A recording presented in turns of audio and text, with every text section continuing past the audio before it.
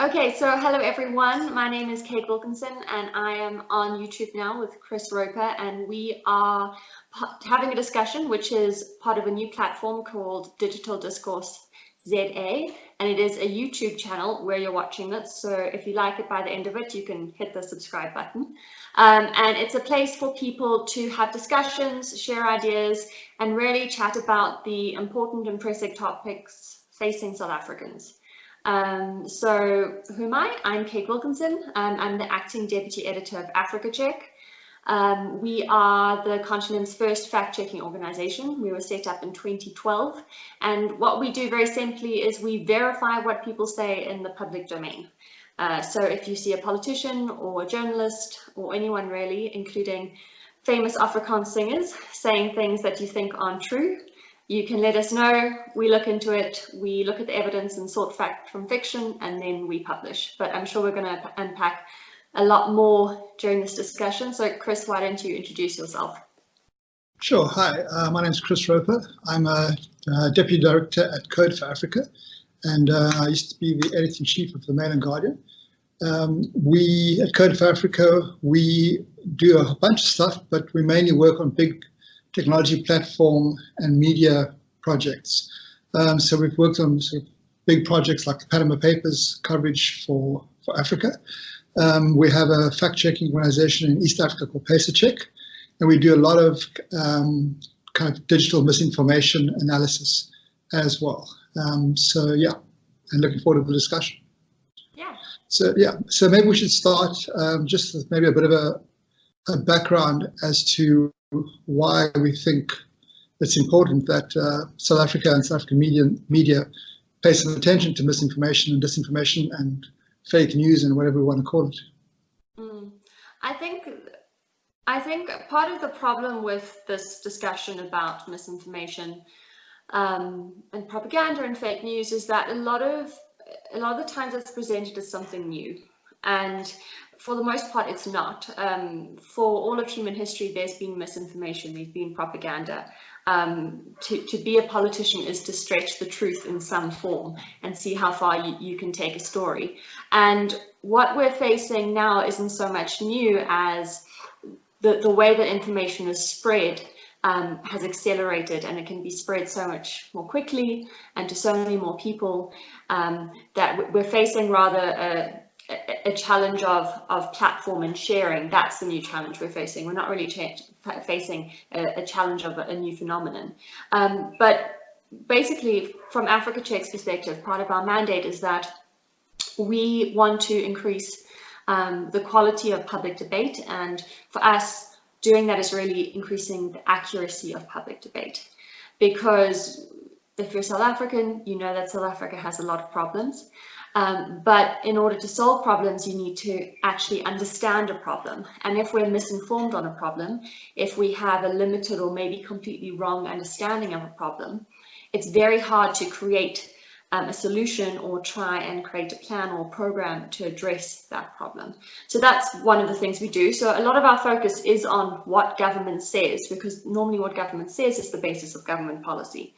And then a sort of different take on it is as we approach the South African elections, people are ultimately going to be making a decision, and all decisions are based on information. So we really look to help people get access to the best information with the necessary context so that they can use it to make an informed decision.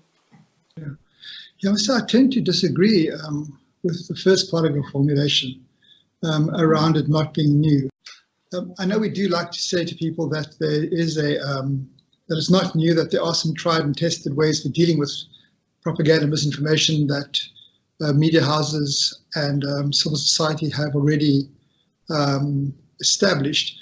But actually, I think it is quite new. I mean, first of all, there's never been a time when governments have had access to such massive technology platforms that allow them to influence the way their citizens think and act. And there's never been a time when misinformation has been delivered directly to your hands 24 hours a day. So I kind of think we shouldn't underplay how new it is and how difficult it is going to be to not that you're doing this, of course, Kate, but how difficult it's going to be for people to understand what's going on, for me to understand what's going on, and to come up with ways to combat it. You know, I mean, I think just the fact that it costs so little to unleash an army of bots around an issue is a real new problem. But also, you can now niche your propaganda. You know, before it was kind of like quite crude us and them propaganda, whereas now it can be very specialized. You know, it can be actually around, shut down Alex. That would be my question to you is, sure, it has some similarities to the age-old ways of propaganda, but don't you see that there's an actual new danger that we've never dealt with before that is very unfamiliar to us? Yes, and I think we share more common ground in that for since the beginning of civilization and humanity, people have tried to sway and influence other people. It's done to larger and lesser extents and degrees. And like you said, 50 years ago, getting a message out to 2 million people in your country with a piece of disinformation or propaganda that you wanted was a lot harder. And you had to work a lot harder to do it. Whereas now, like you say, with very little money, you can probably reach a good 2 million people within, I don't know, a couple of days on Twitter. So I think what it has resulted in is that we have to fight misinformation and propaganda on different approaches now. It's not so much having to just deal with the quality of the disinformation and trying to set the record straight, but we have to then make sure that how we fight it is appropriate for the different platforms that we're fighting it on. And who would you think the enemies are? You know, I mean, who are the people who we have to be careful of in terms of who's going to be taking advantage of this wonderful new world of being able to lie directly to somebody's pocket? So at Africa Check, we have a long list of offenders. It's everyone and anyone. It's from governments at the broad level. We see government ministers, we see spokespeople, we see private citizens who have sway online. A part of this discussion, which often doesn't get much focus, is that we see people taking advantage of others when it comes to health misinformation. Especially when it comes to people who are looking for cures or remedies for ailments or diseases. I think around elections, it's generally our eyes are turned and focused on governments and political parties. Also then slightly on interest groups or loose formations of people who would want to sway opinion. But what we struggle with in South Africa, and I think maybe this is something that we desperately need, is that we haven't really had a large-scale study or research project that's tried to identify and unpack the type of misinformation. So we tend to talk in anecdote when we know, especially from a fact checker's perspective, that anecdote will only get your understanding so far. But I think it's varied. And do you have a take? Who do you think we need to keep an eye on? Yeah, well, I mean, I think the most obvious, speaking in a kind of a pan-African sense, the most obvious bad player to watch out for are governments. And there's already a lot of research showing that a lot of technology has been provided by China, for example, to different African governments in terms of surveillance technologies, and part of surveillance technologies is misinformation strategies and platforms. So I think that's something we have to be very, very careful of. I also think that, the most obvious example of this, if you count the Guptas as business people, as opposed to just, bandits, is how businesses can use this information to try and chart a different narrative around, corruption and that kind of thing. So I think business, government, definitely. And then, of course, those are the big ones that affect many lives. But then the kind of stuff that Africa Check has worked on and experienced a lot more than I know about are things like personal attacks on especially women journalists, for example. So sure, the misinformation can be around like, let's get people to vote for Brexit. It can also be around, let's drive somebody to despair and stop them from doing their job. And I guess you guys have had some examples of that recently. I think we're looking at the Karima Brown stuff, for example, that kind of thing. Yeah, so we haven't really looked too much at that. So we follow quite a narrow straight line when it comes to our fact checking. So, and sometimes we get criticism for it because people think that the scope of what we're investigating should be much wider. But to ensure our principles of impartiality, when we fact check something, we have to have a specific claim. So someone has to have said something which is presented as fact, and then it generally has to have a time frame of some sort attached to it. So we didn't do anything around the targeting of Karima Brown, but I mean, you were talking. Sorry, you were talking about the famous Afrikaans singer. I mean, didn't you guys do stuff around the white genocide myth? Yes. Which resulted in your female researchers being vilified personally. Oh yes, yeah. So that's yeah. What we're talking about is a number of years ago now. One of our researchers fact-checked a claim by Steve Hofmeyr, where he claimed that whites in South Africa were being killed like flies, and he made a very specific claim about the rate at which white farmers, and that was the important distinction in his claim, the rate at which white farmers were being murdered in South Africa. And as a result, not just the researcher who was involved in that, but our organization and subsequently other researchers have been targeted. And I think that's also an interesting part of this discussion is we often think of the fight between the truth and the not truth as someone says something false and the fact checkers or the journalists arrive and they say no, that's not true. And there is often and increasingly a pushback against that. And sometimes it can be, often it's a bit reflexive, no one likes to be told that they're wrong. People like it even less if it's done in public, and that's fine. But then we do find very strategic pushback sometimes against our work. And how it's often framed is through accusations of bias, and specifically conspiracy theories around funding. I don't know if you guys have experienced any of that.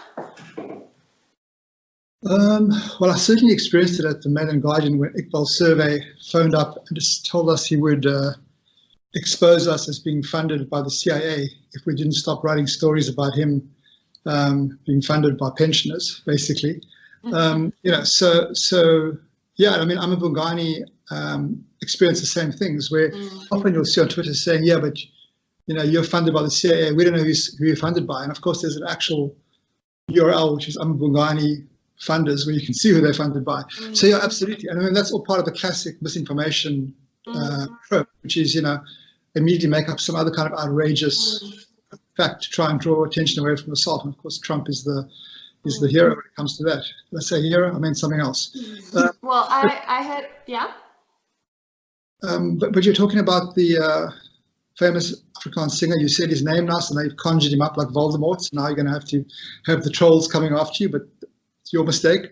But that Afrikaans singer, part of that white genocide kind of myth and misinformation on Twitter, part of that was, of course, the American alt-right chipping in. I see, and I'm wondering if you agree with me, but do you see that the kind of social media driven misinformation makes it much easier for misinformation to become this kind of collaborative weapon around the world, where, for example, alt-right groups and Nazi groups will now collaborate on pushing the different memes and the different tropes of misinformation, like white genocide in this case. It makes it a much more dangerous and effective weapon of evil now. Whereas I think before, often government propaganda was quite internalized. Actually, I could be wrong about that, but this is what it feels like to me.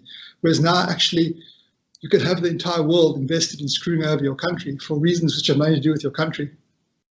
Yeah, I agree. I think that the way that information, and in this example, talking about the idea of white genocide in South Africa, the way that it's shared online in recent years has definitely ramped up. And I was at an event a few weeks ago, and I was listening to a number of people who work in misinformation around the world, and one woman in particular monitors mis and disinformation in Russia.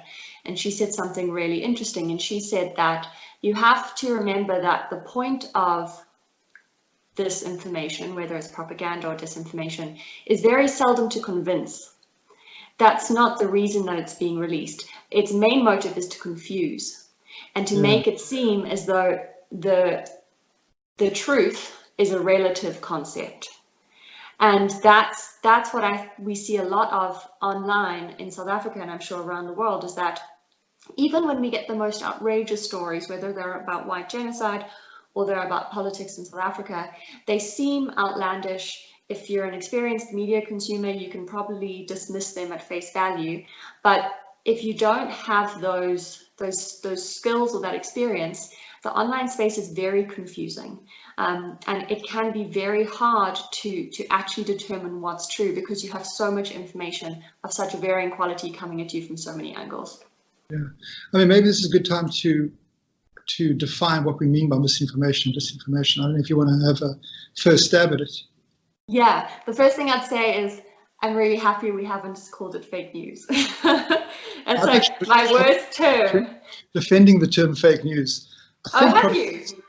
Yeah, probably for the same reason that all those other white idiots on Twitter say outrageous things because I wanted to be noticed. But actually, I don't mind the term fake news at all, because I think it's a kind of a term which belongs to people.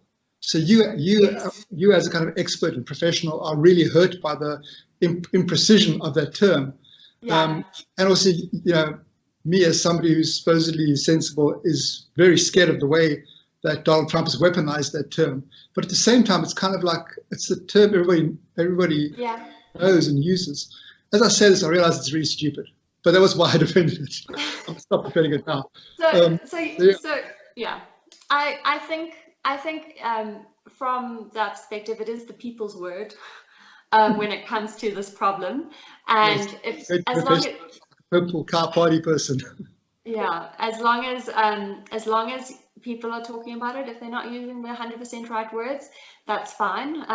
But I do think when it comes to, and here it comes back to understanding the problem. That's what we're very big at Africa Check, is you have to understand the problem.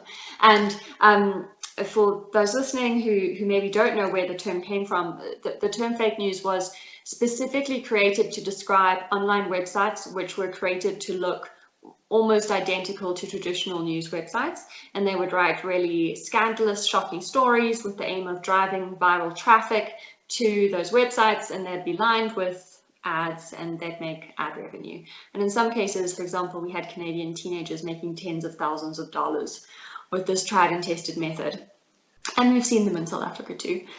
So we like to reserve that word. We're purists in that sense. We like to reserve the word for those websites.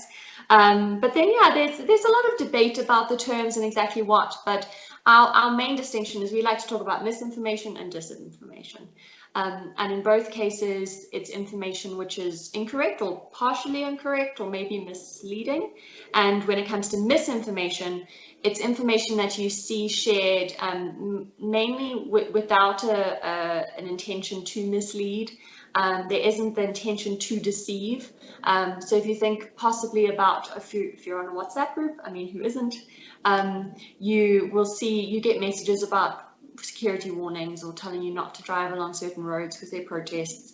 And most of those are shared out of an intention to help or to keep your friends and family safe. And then we talk about disinformation, which is information which is specifically created and it's incorrect or partially incorrect, and then inserted into the public discourse by people who are intending to mislead or deceive. So those are generally the distinctions that we have. Yeah, so I think the misinformation, disinformation divide is important for people to understand. Have you got any examples of disinformation campaigns in the last year or so that you think might be illustrative for the people, for people listening now? I mean, I can start with one of ours if you'd like. Please. Which was, so at the ANC national elections in December 2000, end of 2017, we did an analysis of a bot and sock puppets being used to try and push the Nkosana Dlamini Zuma party, faction at those elections, and those were American bots that had been repurposed. And I think there's a recent example now we're busy working on around the Alex shutdown hashtag, and that is, we're busy working the data now, but it seems pretty clear that that is a hashtag that's been pushed by a bunch of accounts that have just been created specifically for that. I don't know if you guys have any sort of other, perhaps even non-political examples. So I think this is a really interesting example of the value that you and your organization adds, because we do none of that. So we like I said, we look at what people say or tweet or print, and we check if it's true. And that's where I think that different organizations working on different angles can help us understand this a bit better. So we're obviously in the thick of elections at the moment. This year has been busy for us. We had elections in Senegal and Nigeria in February, and we're all gearing up for the elections in South Africa next month. And so we started as an organization in 2012. So in South Africa, we covered and fact-checked the 2014 national election, followed by the 2016 local government election, and now we've gone full cycle and we're back at a national election. And over the years, we've identified a number of different misinformation trends around elections. And for those who have been listening and watching, I said misinformation, and that's because we are very careful not to ascribe intent when it comes to the fact-checking that we do. And some people don't like that, because some people can be very certain about their beliefs and are very sure that politicians or public figures are lying and intending to deceive. But we're very clear that we fact-check statements. And we very seldom, I actually can't think of an example where we have said that someone intentionally misled, because in most cases we can't prove it. And for Africa Check, proof is very important. But broadly, I think what's interesting, and it's maybe a bit of a win for fact-checking, is at the beginning of this year, we saw quite a strong talking point coming out of the ANC. And we saw President Ramaphosa repeat it twice. We saw the government Twitter account tweet it. We saw a number of ANC, big players sharing it. And that was the claim that since 1994, the ANC has tripled the size of the economy in South Africa. And this is an interesting example of where you can see, because it's being shared so widely, there was obviously a little sheet that was circulated, and they were like, these are the points, talk about the points. But in this case, it's an interesting example because there is some truth to this. And that's often the type of information that is believed, because if there's a tiny bit of truth, then people are more likely to believe it. And in this case, when we fact checked it, we saw that, yes, technically it's correct to say that the economy has increased threefold since 1994, but that's only if you take into account inflation. And if you speak to any economist, they'll tell you that that's definitely not what you should do. The economist we spoke to said that doing that gives you completely distorted figures. And if you remove inflation and you look at pure economic growth over that period, you'll actually see that the economy increased in size by 1.9 times, so almost doubled. And we fact check this a lot. That's the thing. We often like to keep hammering misinformation, because you can't just do it once. People keep sharing it. And it was really interesting because we had the President Ramaphosa make that claim during the January 8th statement that it increased threefold, and we fact checked it about 2 or 3 times. And then a few weeks ago during a parliamentary question session, he said the economy has increased almost 2 times. And we can't, again, we have no proof, we can't claim credit. But it is an example of where, if you do your job and you explain it and you increase the cost of getting it wrong, that people can change the type of information they share. Yeah, and I guess we don't want to go on for too long, so maybe we should end by perhaps giving people some tips on how to spot misinformation and disinformation. And I guess, you know, they're the obvious ways in traditional media, but I suppose we would be more focused on social media platforms.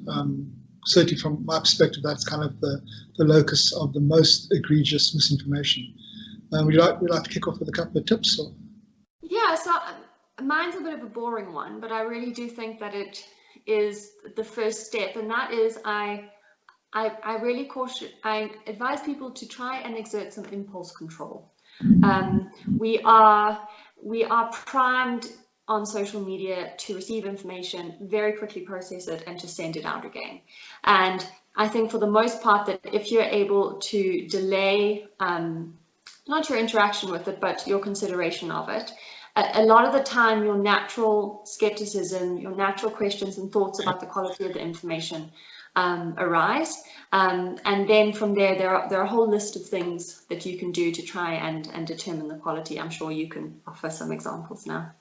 Yeah, well, but I mean your point is so important, because I mean basically it's like if you see something and you feel an emotion around that thing, that tweet or Facebook headline, whatever, has been designed to make you feel that way. So I think what you're saying is so important. You got to take a step back and say, what is it? Why is it in the interest of this person, this tweeter, this news organization to make me feel this way? Like, how am I being played? So I think that's yours is probably the most important point. I mean, my ones would be quite simple, really, and I think there's probably a cheat guide on the Africa Check website, I seem to remember, and probably one on Media Monitoring Africa as well. But it really is just to look for anomalies, you know. So people who retweet, Twitter accounts that don't have pictures, I can't understand why you would do that. You know, it's like trusting a faceless person. Things like looking for, why is there been the sudden amplification of this particular hashtag?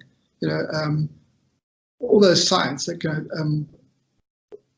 if you are involved in a kind of discussion with somebody and a bunch of new information comes in from other Twitter accounts, to go and check where those Twitter accounts come from. You know, the number of American Twitter accounts tweeting about white monopoly capital in South Africa is like ask yourself, why is somebody from Missouri tweeting about white monopoly capital in South Africa? And it's going to be because they paid for or bought bot farms or sock parks, something like that. So I guess that's the thing. It's common sense in a lot of ways. But I think your tip is the most important one. It's just like stop, think. And I guess that's you react to news as well. It's not easy, especially because the reward on we're like a rat in one of those olden days experiments where we keep like hitting the pedal and it keeps giving us the cocaine water. And like sharing information on social media is rewarding because it gives you attention, because people respond to you, because you get retweets, and you have to fight that impulse, because maybe it's one day you retweet something that's not true, but it doesn't have much consequence. But just recently we saw an enormous flood of misinformation and I think potentially disinformation onto Twitter around the recent xenophobic violence in Durban. And a lot of an interesting angle on that was this information being shared that foreign nationals were fighting back against South Africans and burning buses and attacking them and burning trucks. And I just thought, what a dangerous, and it all turned out to be false, the images were false. And I just thought, what a dangerous narrative to insert into a already volatile situation, because there is already tension and now you're introducing this idea, and maybe you, as your really innocent person on Twitter, you retweet it because you think it's true, and now you're helping to amplify that message, which is incorrect and could possibly have enormous consequences for people. Yeah. I mean, I would end, because I see we're up to 30 minutes and we vowed to be less verbose than the previous two people who spoke on the show. I would say, two things. One is that there are loads of tools online as well to help you to do things, reverse image look up. So, you know, in fact, we have a MOOC, a digital journalism MOOC. I think it's academy.africa, which gives you some of these tools as well. And they're on the SANF website, they're all over. You know, just ways you can check with like plugins whether an image is of that actual event. So that's the one thing. There are loads of tools out there, free tools to Google and find. But the other thing is that people say to me, well, this is on Twitter, it's not in the real world, which irritates me so much. So I think it's probably worth spending a minute explaining why it's important. And, you know, that's because, first of all, there are like 21 million people on Facebook and 11 million or something on Twitter, 9 million, somewhere around there. So that's, yeah, please do. so well, basically there's a shitload of people on social anyway, so you are reaching a lot of people. But also, you know, it reminds me of when I used to work at News 24, 24com, where we discovered that most community radio stations, in fact, most radio stations in South Africa at the time, were running news broadcasts which were based on the News 24 headlines. So that they wouldn't bother with, you know, having news feeds or whatever. They just go to News 24, copy what was on there, and then they would tell their audience what the news agenda was that had been set by News 24. It's the same with social media. So many journalists and newsrooms, because of like lack of resources and running out of money, are now using social media as a source of stories. You know, so something like the hashtag White Monopoly Capital starts on Twitter, but suddenly reaches a whole other audience because it's been disseminated by media, basically. Yeah, so I think. Yeah. So I'm just going to put my sound off, and you're going to have to cut. The engineer's going to have to cut this because it's a drill again. Okay, it's gone. Sorry, carry on. Yeah. Yeah, and I think that's a really interesting point, and that's a really interesting part of misinformation is the way that it's amplified. And that's also a decision that fact checkers and you and your colleagues will have to consider when we report on these issues. Is often we see narratives or misinformation campaigns going on online, and they appear to be in their infancy, and they may be being shared by quite small groups. And you have to make a decision because you think this story is potentially quite big, they're spreading quite dangerous misinformation. If we fact check it, we'll set the record straight, but we also might amplify that information to larger groups. And maybe some of those groups will also have bad intentions and will want to take that already existing narrative and spread it, or do you leave it quietly and hope it dies and it never spreads? And we see the same thing when it comes to Twitter, and not just media in South Africa but elsewhere, is that in a way it is just Twitter, but traditional media amplifies what's happening on Twitter to the rest of the public. And it's sort of a feedback loop. So we can't dismiss what happens on Twitter, but we also have to take care in maybe focusing on claims or campaigns online, and the role that we can play in amplifying them if they don't really pose a critical mass yet. Yeah, I guess that's why the mantra always is do not feed the trolls, because that's what they desire. I mean, I've been following some people who are criticizing the new Purple Cow Party, the ZACP, South African Veterans Party, whatever it stands for. And I don't think that's right. Fact check that, please. But there've been a whole bunch of moments I've noticed where they've been criticized and their answer has been, "Ha, but we made you notice us." And I was like, really, is that your rationale for being a political party, to get noticed? And of course it is. And I think that's what we're talking about here, that, you know, so often people are always saying, why does the media give so much time to Malema and to the EFF? You know, now why are we giving time to the ZACP? And that is a difficult balance, you know. I mean, can you just hide away from misinformation? Yeah, can you just hide away from bad news? You can't actually. So you've got to understand how that amplification works. And I think a lot of the onus is on readers and users and viewers to understand this as well, you know, that the moment of amplification by the media of misinformation, it's up to you to understand what is being amplified rather than to just like buy into the misinformation trope. Yeah, so that was my final thing. So I guess you can end us off. Yeah, Yeah, so I think this is going to be aired before the elections. So I really encourage anyone listening to, if you see a claim, if you see information being spread online or in those things they call newspapers, please send it to us. We fact check anything. We'll consider it. We'll see if we have scope to do it. And also, we're going to ask the people who run this channel, we're going to probably send them a few links so we can put some tools and tricks in the description box so that you can use them to help fight misinformation and see where the truth lies. But really, I think there is a problem. It's on multiple different levels. It's a platform problem. It's a quality problem. But we can do something about it, and I'd encourage you to follow Chris's work, follow Africa Check's work, and help us, hold us accountable, and yeah, join us online. Yeah. I've just for some reason reminded me of my favorite Facebook update of the moment, which is from the Flat Earth Society, which says the Flat Earth Society has members all around the globe. So I guess the point is that if you read misinformation carefully, there will always be something that stands out as stupidity, hopefully. Yes. Thanks very much. Yeah. Thanks a lot. Thanks, Chris. Cheers. Bye.